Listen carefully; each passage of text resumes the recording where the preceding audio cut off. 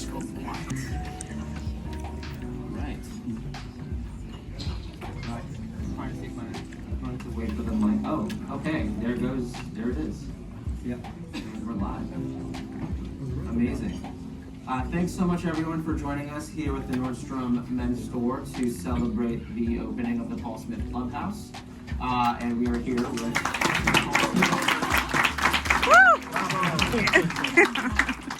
short trip, but it's such a pleasure and privilege to have you here with us tonight. I'm going back home tonight, 11:30.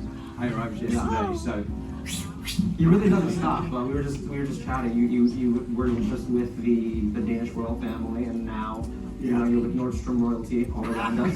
So yeah, I did 4 hours in Denmark on Friday with the royal family because we were making some things for them. So, and then came here whenever, I don't know when I came, yesterday. That's fine. yeah, well, I think we can start there because in the back we were just catching up, and everyone from like most staff to the Danish royal family to actors like Daniel DeLeon, you have such a rich Rolodex of people that you've met throughout your career. Can you just speak about how you and the brand that you've made has just transcended multiple genres and disciplines where everyone has a feeling and an affinity for Paul Smith and yourself, for the branding and yourself? Yeah, I think I mean, obviously it's very humbling that so many interesting people have worn or are wearing. I mean, at the Oscars, you know, this week there'll be people, you know, not necessarily on the red carpet in the Oscars, but certainly at all the parties. Our shop in Melrose has been really busy this week. And it started, you know, I started my business many years ago when I was 21 years of age. And right from the beginning, we've had this lovely mix of a student or a rock star, you know. I think I was 18 when I measured at Jimmy Page. Some of you might know who he is. The younger ones won't know who he is, but yeah, Led Zeppelin. And made him a pair of velvet trousers. And he was 18, you know, he was 19, I was 18. He was 24-inch waist. Yeah. You know. Right, yeah, because we had talked about, you know, as a trained tailor yourself, I asked you to rate his performance in Phantom Thread where he played a tailor, and I didn't know that he literally was cutting teeth at one of your bespoke. Yeah, he worked in, because you know, Daniel was always, as a method actor, so he asked if he could work in our custom bespoke room for a week, so he was cutting away and learning about pattern making and how to pin and everything. If you decided to switch crafts, would you hire him based on his performance? Yeah, well, he takes it so seriously, and sometimes, you know, he takes things to such extremes. You know, I remember him when he was doing My Left Foot, the movie called My Left Foot, and it was the Irish accent he got, and he called me one day, and I didn't believe it was him because he was so into the part, right. You know. So I had to try and think of something that I knew only he would know about his mum, and then I said, "Oh, hi, Daniel." Yeah. So So speaking of developing a craft over time, you had debuted your first men's collection in 1976 in Paris, and if I recall correctly, you know, it was very exclusive. It was at one of your friends' flats. Yeah. I mean, most of you weren't born when I had my first show, but yeah, it was in my friend's apartment in Rue de Vaugirard in Paris. I'd been thinking, I really want to have a show. And then, of course, I didn't realise that it cost, you know, £500,000 up, and I had about, you know, £300. So I asked. I had two friends that are working in Paris, and they said, "Oh, come on, let's do it in our apartment on the first floor." I think it was the only show where you had to ring a doorbell to actually get into the show, you know. And I think there were 35 people there, but all the models were friends. My wife and I sewed all the trousers ourselves for the show. And then it went on from there. Now we sell in 65 countries, and we have lots of shops. So even from then, you were sort of developing the bright colors and the sort of subversive form of tailoring you're known for now. And I want to get to, you know, how you happen to invent the signature stripe. But before that, there's so many quotables from you. Like if you go to that back wall, there's literally a note that to yourself, among many, about, you know, start something new every day. If it won't get done if you don't do it. And so there's a lot of these little great messages.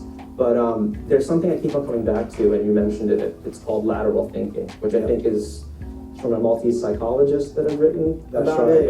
Edward de Bono, yeah. It's about, I guess, solving problems in an indirect but creative way. Can you expand upon how? Yeah, lateral that thinking applies to you? is one of the most important things for me in life and in design, because what it means is you go this way, which is the obvious route.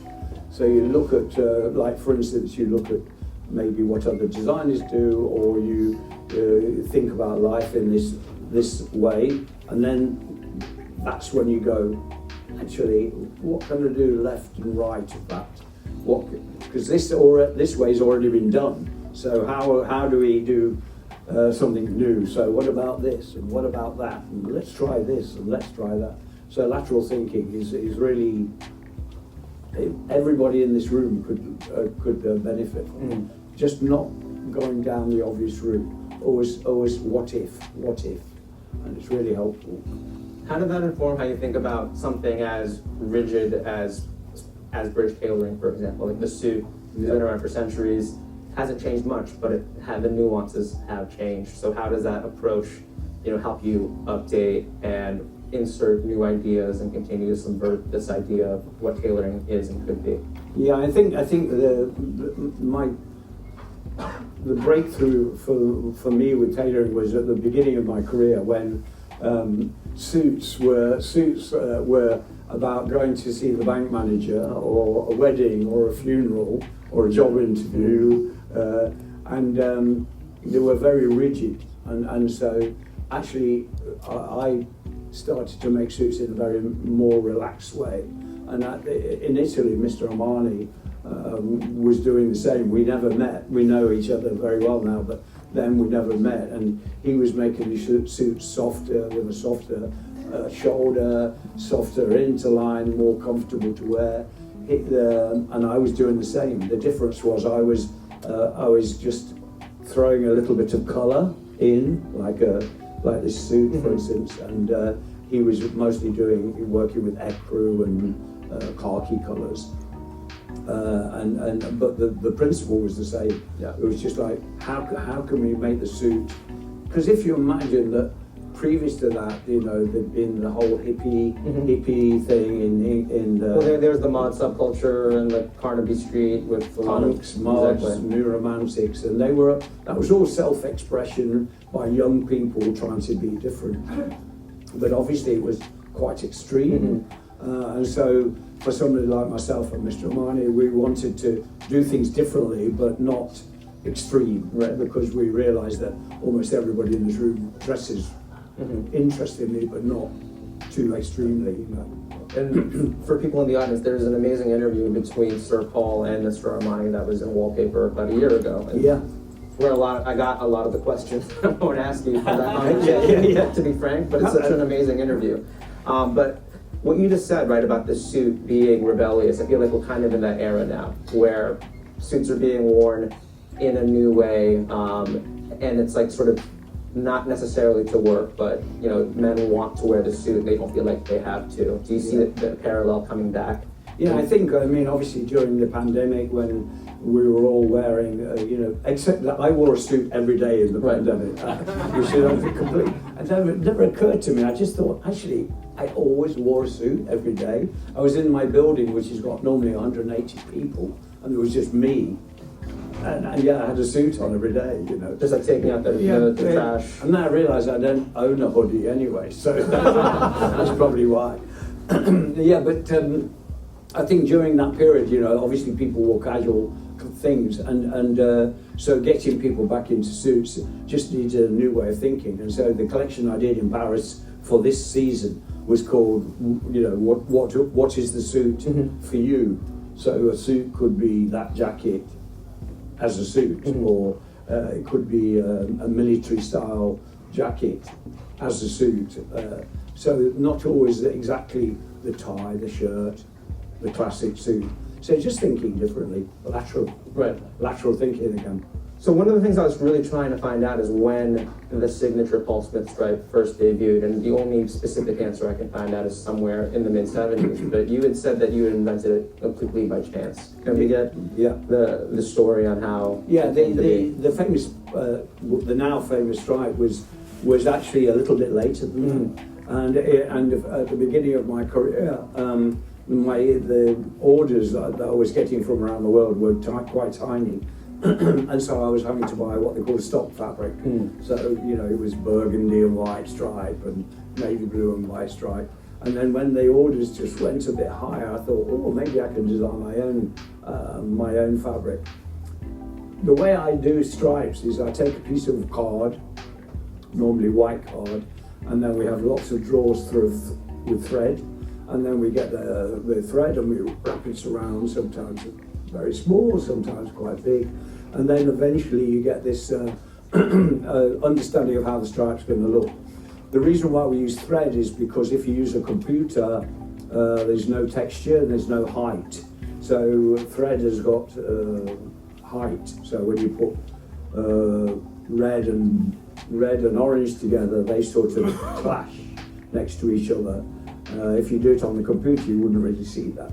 So I did this one colour range, and it had 27 different colours. And I thought, well, that's going to look great. So I sent it to the factory in Como in Italy, where they do all the printing. They said, there's no way to do 27 colours, you must be mad.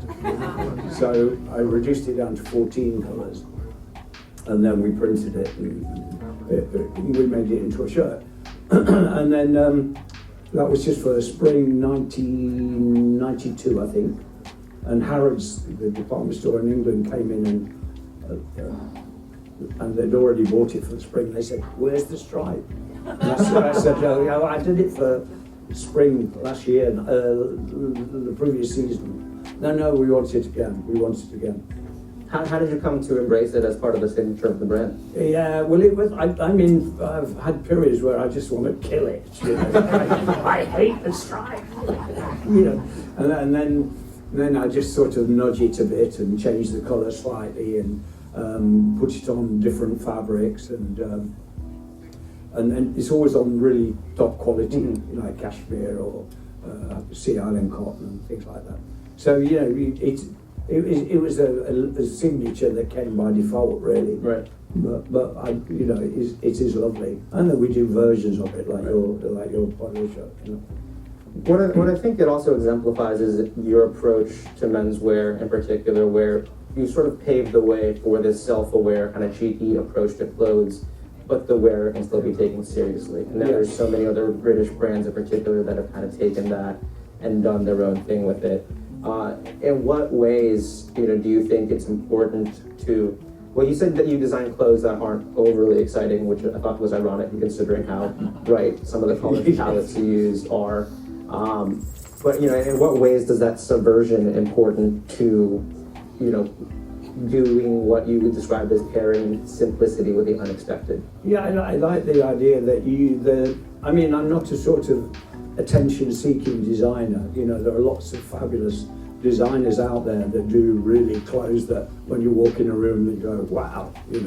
You might not always go wow and think they're great. You might go wow and think they're not great. But you go wow. Whereas I've always just liked clothes you can wear, but there's always a little secret inside, a bit of colour, a different colour, buttonhole, and that's worked. And that's probably why I've had such a long career, because they're all wearable, but they've got a point of view.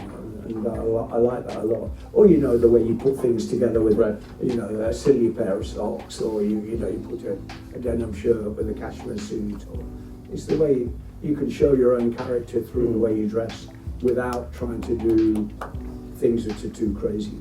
I think it's definitely one of the reasons why there's been longevity to your career. I think one of the biggest ones, and something that we at Nordstrom care about a lot, is your ability to listen and adapt to what the customer wants and that level of service. And you've said before that you balance, of course, as someone who does runway shows, you develop this knack and this ability to balance the things that are on the runway with the things that pay the bills. How have you adapted that approach? I think that one of the things is that I started with the shop, you know, when I was 21 years of age.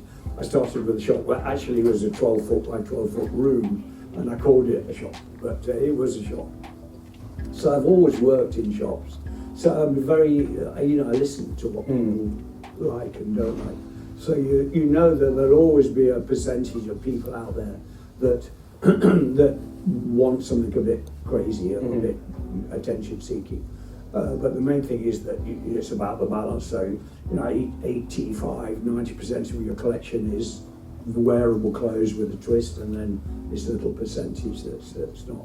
And of course, as you know, I work in the shop. That was my next point, was that, you know, for people who don't know, but you find time to be at the Mayfair shop every weekend still. Yeah, I really love working in the shop. The wages are not great. but yeah, £4.50 on a Saturday afternoon, that's not great. I was there, some of the members of the audience heard me say this earlier, but I was there recently and I was pinning some trousers up on a gentleman, and he was with his wife, and he said to his wife, "Oh, you know, Jack knows Paul Smith, he's supposed to be a nice guy." And I was like, "Oh gosh, I'm just going to creep off." I was actually pinning the man's trousers up, but he didn't realise it was me. But I love working in the shop because you meet lots of interesting people, and also you meet the people who pay your wages, you know, which is very important.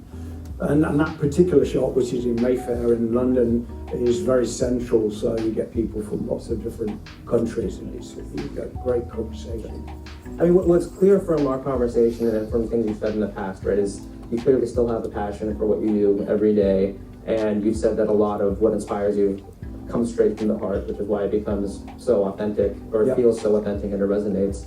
How have you, kept that passion and sustain that? Is it going through the shop, or is it finding inspiration everywhere else? It's just the love of life, and I've got a sentence which I use a lot, which is in my head anyway. It is every day is a new beginning. So if we have a tough day, any of us, come on, tomorrow can be okay and be better. So I always, I enjoy very ordinary things, like occasionally we get sunshine in England, not very often, but on rare occasion. So sunshine, friendship, conversation, and of course with my all my ideas come from observation. So I observe things all the time, so my eyes are always picking up on colours, textures. A lot of my collections are always based on very simple things like small and big, rough and smooth, kitsch and beautiful. Right. Yes. Well, you have your 2001 book, of course, Inspiration is Everywhere, and then you used to travel with a camera. What I'm interested in is, with the advent of having a very high quality camera in your pocket, how has that changed what you're capturing on your phone and what you're documenting in real time? Well, because we all use the iPhone now, we can capture a lot very quickly, because my father was an amateur photographer, and so I was given a camera when I was 11, and it was when it was film, of course. The great thing about a film camera was they have this thing at the top that you look through. It's called a viewfinder, and the viewfinder is about quarter of an inch by a quarter of an inch. Right. And so what's interesting about that is when you look through it, you have to learn to look and see. But many of us don't. We look, but we don't see. We don't observe. So by having that camera, I look and see. Now I find that you don't. Luckily, I'm trained to look and see. But I think so many of us now just sort of snap, and we don't absorb so much as we used to do. Because film was precious. If you got a film camera, pocket money, and then only printing 12, not seeing the work until you develop the film. Well, for people who follow your personal account on Instagram, people know you're very active too. What I also want to know is, if we were to look at your camera roll, what would the last 10 photos look like on your phone? Ooh. It was me in the shower. No, there was probably here in New York, which was some billboards on the way in from the airport, which had got graffiti on them, and I really liked the way whoever it was had written the script, you call it.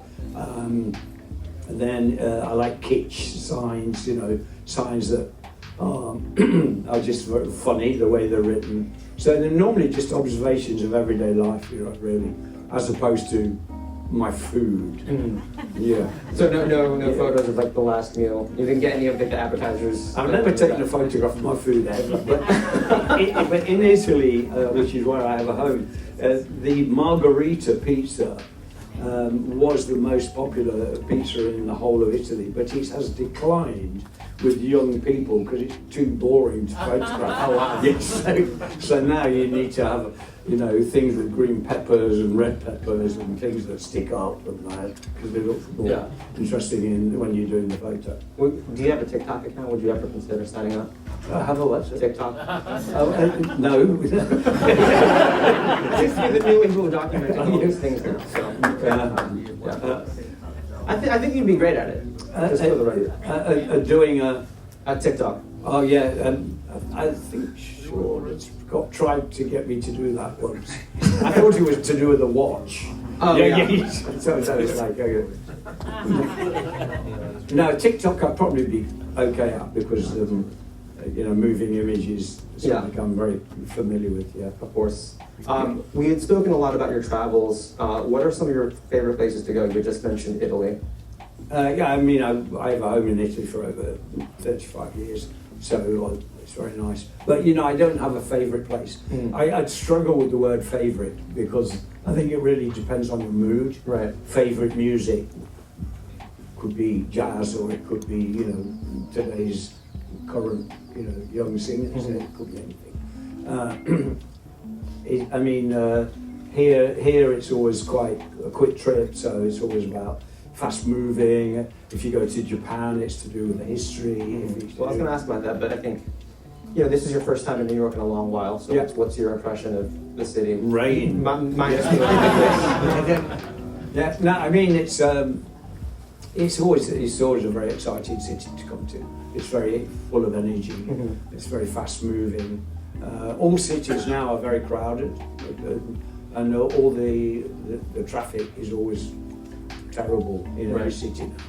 And a lot of cities now have got bicycle lanes, and it's made the traffic even more difficult because there's less roads. Right. And for people who don't know, it's like the reason why you got into tailoring was because you were an avid cyclist until you were 17, and you still have that original bicycle that you Yeah, we do. Yeah, it's in the archive. We have an archive now, Portsmouth Archive, with 4,600 pieces of clothing. And, oh wow! And all the shows are digitalised now, and all the promotional stuff. And then in there's also things like the famous bicycle where I was age 12. I started racing as a cyclist. I wanted to be a professional cyclist, so I raced from 12 until just before 18, and then I had a really bad crash and I ended up in hospital for a long time. And then when I came out, completely by chance, a couple of the other patients in the hospital came out at the same time, and they said, "Oh, come on, let's keep in touch," because we all used to shout to each other in the bed because we were all like tied in, with traction or whatever it was called. And completely by chance, one of the guys suggested an English pub in my hometown where all the art students went, and then I met all these young architecture students, photography, and they would talk about things I'd never heard of. Vasily Kandinsky. Sorry? Famous artist, pop art or Warhol. Do you find that on a bicycle is still one of the best places to explore a new city? The bicycle. Yeah. Yeah. Is what? Sorry. It's one of the best places to explore a new city. Yeah. Bicycles are great because you can just start when you want. You don't have to worry about parking. You only worry about is being stolen. That's Right. These days, unfortunately. Yeah. I use my bike to go to the shop on Saturday. Yeah, I mean that's one of my favorite things to do in Europe is biking around Paris, Milan, etc. Yeah. So it's, Yeah. I mean even in New York we have the city bike service. Yeah. Now the That's battery bikes are a bit too fast though. Oh yeah, Yeah.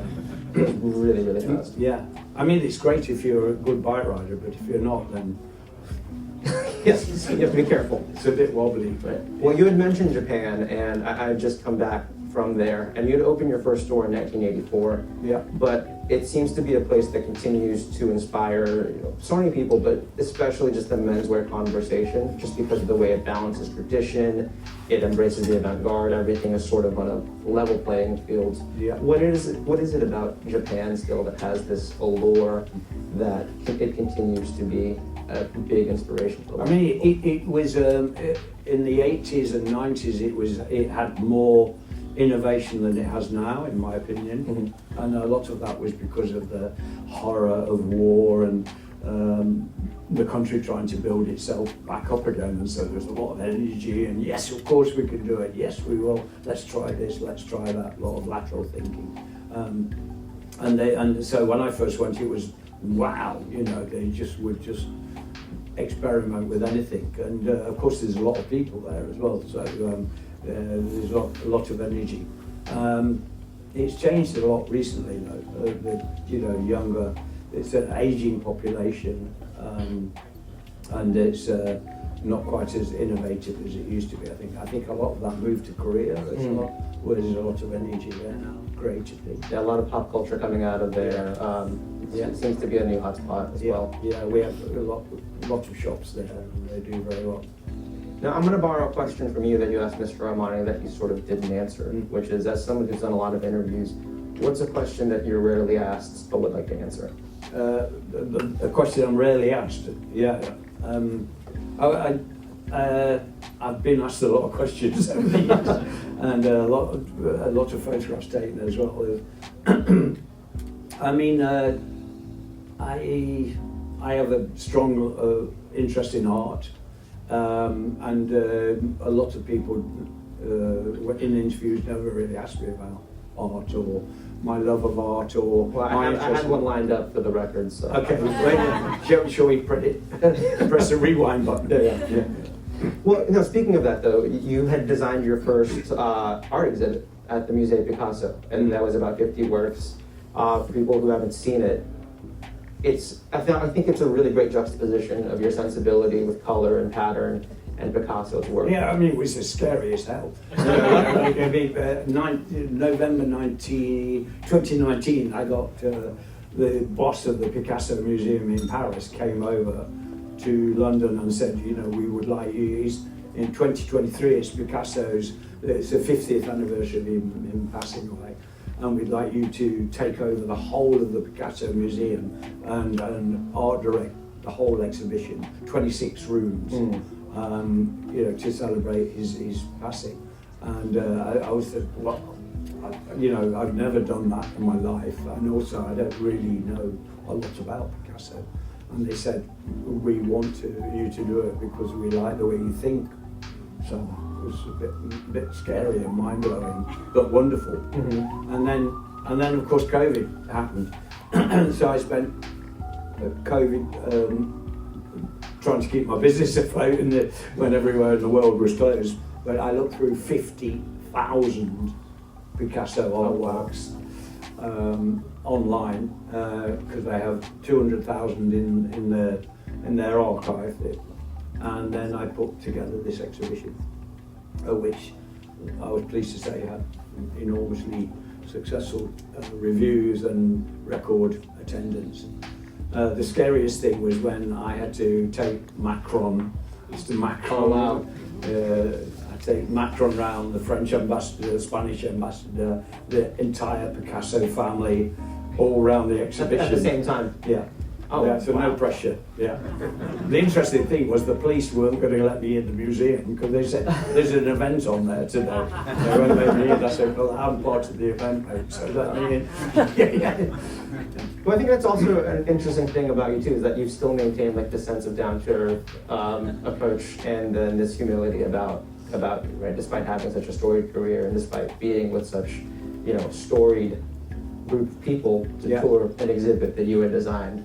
So how I mean, they're just human beings like us. They're Right. mums and dads, and they go to the loo. They're nice people, but I'm more impressed by heart surgeons or people who work as volunteers. I find that a lot more admirable.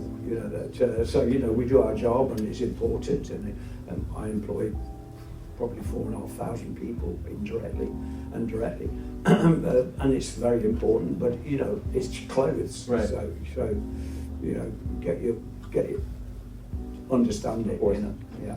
Well, beyond clothes, beyond an art exhibit, beyond, several automobiles at this point, including a motorcycle and interiors, there's a lot of things that you put your hands on. What has been the most challenging or intriguing design project that you've worked on? I mean, the interesting thing about the Picasso and a bicycle, Leica cameras, a light, A water bottle. yeah, For people who don't know. yeah, Evian water, even spectacles, watches, Mini, the car company.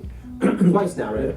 There was like the 1997 one, and then there was the electric. Yeah, More recent. yeah, the one I did a concept car for Mini recently, and that was really challenging but brilliant, fantastic. The interesting thing, sorry about my voice, it's just that it's the middle of the night to me, because it's like I shouldn't really be in bed. And what's interesting about all these non-clothing things is they scare you, because the whole process is completely different. The time it takes is a lot longer.